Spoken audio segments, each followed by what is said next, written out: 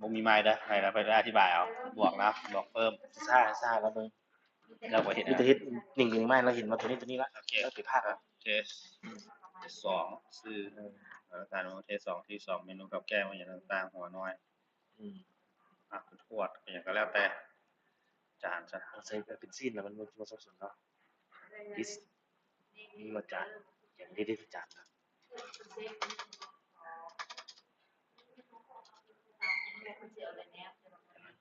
นี่มันนึงเนาะมีซับตัวมี3เมนูขึ้นมาก่อนราคาขายราคาพื้นนะครับต้องถึงเมื่อใส่พอแล้วถ้าจะวัตถุดิบแล้ววัตถุดิบเขาบ่มีเขาบวกไปเนาะสมมุติว่าเอาชาขึ้นมาโอเคเก้าซีสมมุติว่าซีนก็แล้วแต่ซีนโอ้เนาะโอเคซีนสต็อกโอเคสต็อกเครื่องสดเนาะมันเป็นแปลงใส่บ่ใส่ก็แล้วแต่เนาะแต่ว่าที่ไม่ใส่ตัวนี้กรัมแบบนี้ใส่เป็นจี้รถจี้ขึ้นหน้าจี้แล้วถึงเป็นก้ามมันดูสบายนี่ครับเนาะโอเคอันนี้เนี่ยครับอันที่บ่ใส่ว่าเรื่องมันจำเป็นเอาใส่เป็นกรัมมันก็ได้เอาเข้าเป็นกรัมเอาเป็นกรัมเอาเข้าเป็นกิโลเนี่ยมันบ่กี่บ่ใส่ใส่ก็ใส่บ่ใส่แล้วแต่ความหมายว่าบันทึกเนาะแล้วแต่ได้ตัวนี้เมนูฝากบันทึกแล้วมันบอกบันทึกอะไรอย่างเงี้ยโอเคเขาได้สมมุติเราสิไปเพิ่มเข้าสมมุติว่า999เดี๋ยวเห็นมีซีนเนาะจำนวนเป็นกรัมเอาเข้าเท่าไหร่เข้า10กรัมสมมุติว่าและมูลค่ากรัม90,000ใช่เมื่อกี้หลาย90,000คือ9,000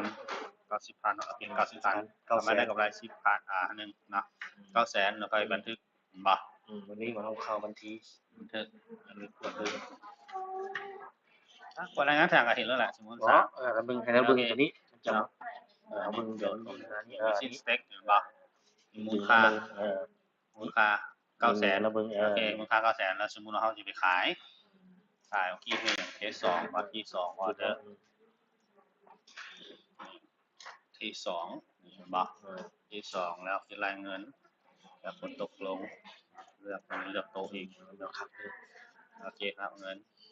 ปิดไปแล้วแต่ส่งออกสางสมมุติว่าปิดไปเนาะสมมุติว่าเห็นเรื่องของสางตื่นสางบ่ส่งสินค้าออกมันสิเป็นโปรเซสใช่ไหมเพิ่มวิดีโอที่ยังเคยเห็นเราแล้วเราบ่รู้มันผิดหมดเลย999บ่หรือว่าเรื่องเมนูที่ไว้ได้ขายแล้วก็ได้นะวันนี้ถัดไป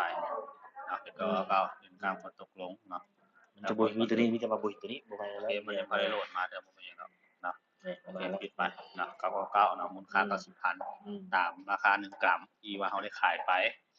รายงานคือกันงานสมมุติรายงานสร้างของมื้อนี้เดือนนี้ก็ได้แล้วแต่เนาะมันจะเหลือเท่าไหร่